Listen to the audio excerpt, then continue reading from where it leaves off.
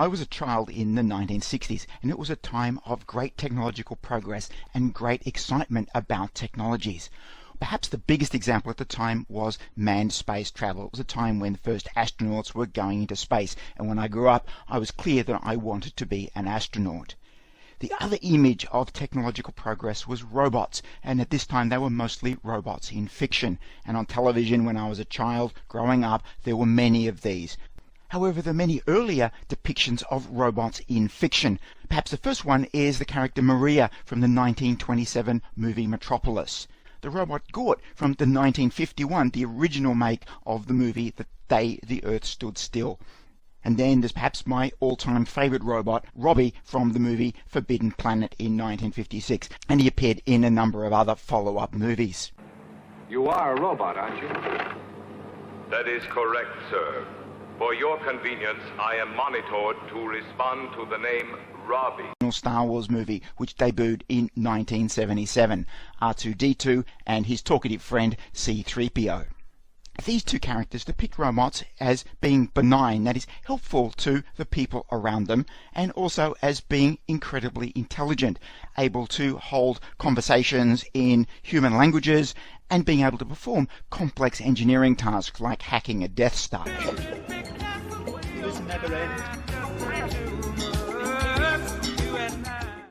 Even in the original Star Wars movies, C-3PO was the actor Anthony Daniels inside a gold metallic suit. And so it also was for R2-D2, the actor Kenny Baker inside. Let's take a look at three great minds who are considered the fathers of robotics. Born in Russia in 1920, Isaac Asimov was a prolific American writer with more than 500 books published, and is one of the greatest science fiction writers of all time. Growing up in Brooklyn, he demonstrated early the signs of a bright mind and an appetite for reading. At the age of 11, he started writing his own stories and was selling them before he turned 90. Pursuing a degree in chemistry, he earned his PhD in 1948. He eventually became a professor before switching to full-time writing in 1958. In his robot series, Asimov built a universe and unified history promoting the themes of interaction between humans, robots, and morality.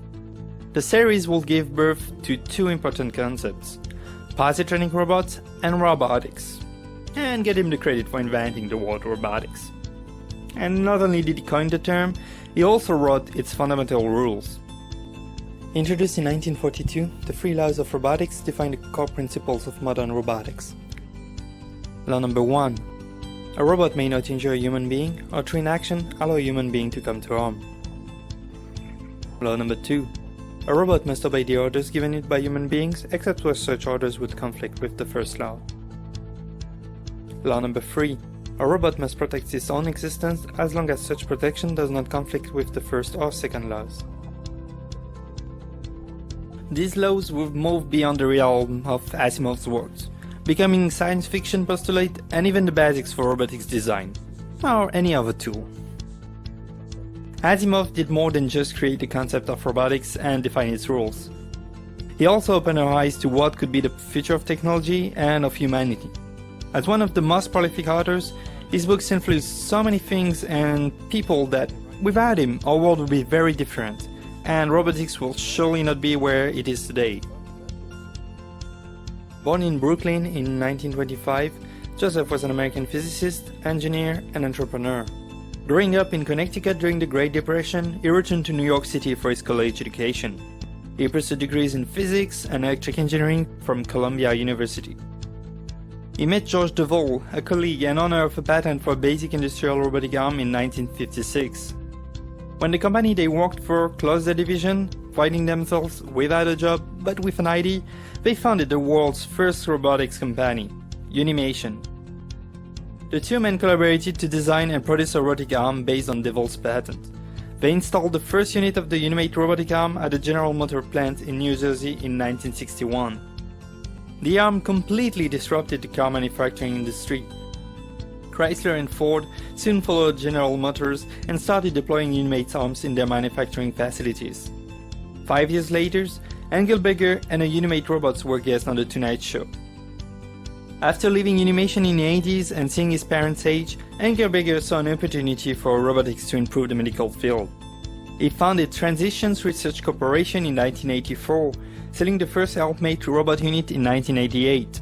Within the next 10 years, over 100 hospitals worldwide were operating helpmates. Even after leaving his company and being in his 80s, he remained a very active member in the field and in the community. Joseph Engelberger surpassed himself to develop his companies and democratize robots. He always strived to improve his company's products and to ensure they provided a positive impact on the world and on human lives. Committed to his vision, he kept working until his last years. His work disrupted our world, and he did so while following a humanist vision of a better world where robots will improve humans.